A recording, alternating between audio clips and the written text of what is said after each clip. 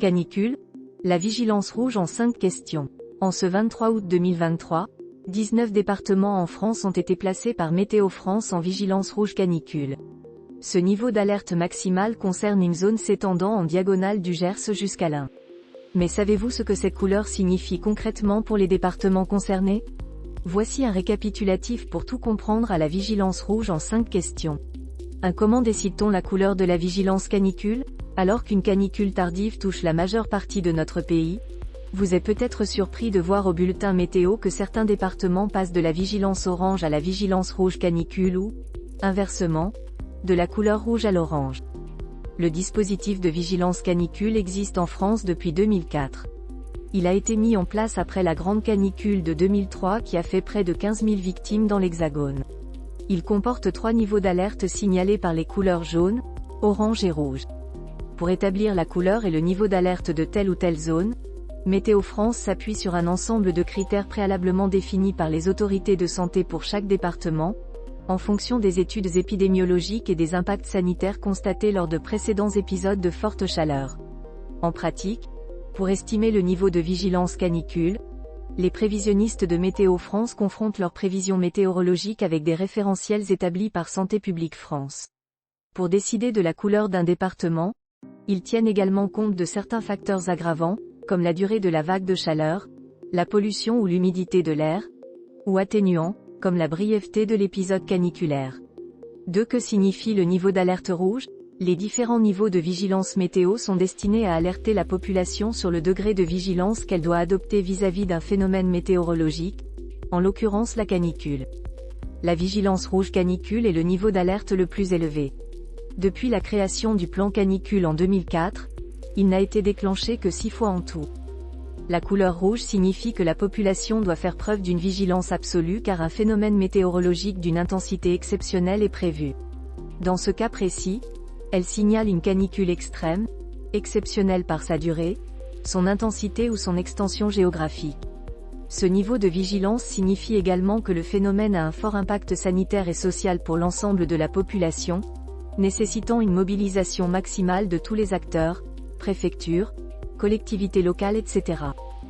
Quelles sont les actions mises en place en cas d'alerte rouge canicule? Dès qu'un épisode de forte chaleur est prévu par Météo France pendant 3 jours et 3 nuits consécutifs, des actions spécifiques sont déclenchées par les préfets des départements. Lorsque la vigilance rouge canicule est confirmée, les préfets des départements concernés peuvent prendre des décisions exceptionnelles afin de protéger la population. Le préfet peut par exemple interdire ou limiter l'ampleur de certains événements en plein air comme des festivals culturels ou des compétitions sportives.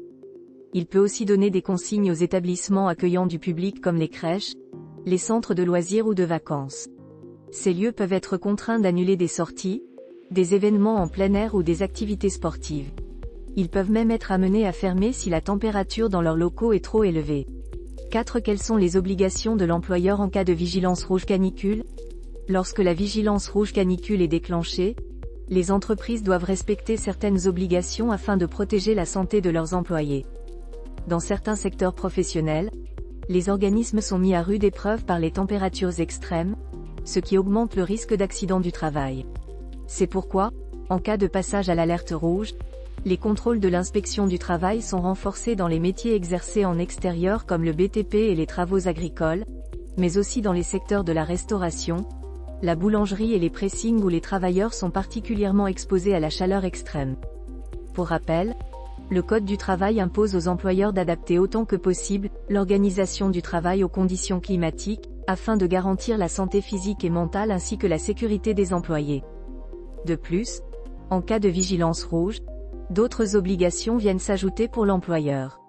Il doit effectuer une réévaluation quotidienne des risques encourus en tenant compte de l'âge et de l'état de santé de chacun de ses salariés.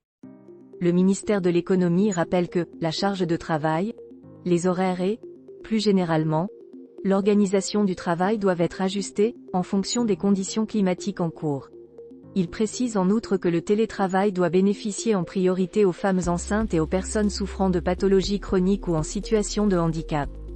Si les mesures prises se révèlent insuffisantes parce que les travaux sont accomplis à une température très élevée ou comportent une charge physique importante, l'employeur doit décider de l'arrêt de l'activité, selon le ministère du Travail. En cas de vigilance orange ou rouge, Des indemnisations ou des récupérations de ces heures perdues pour cause de canicule sont possibles.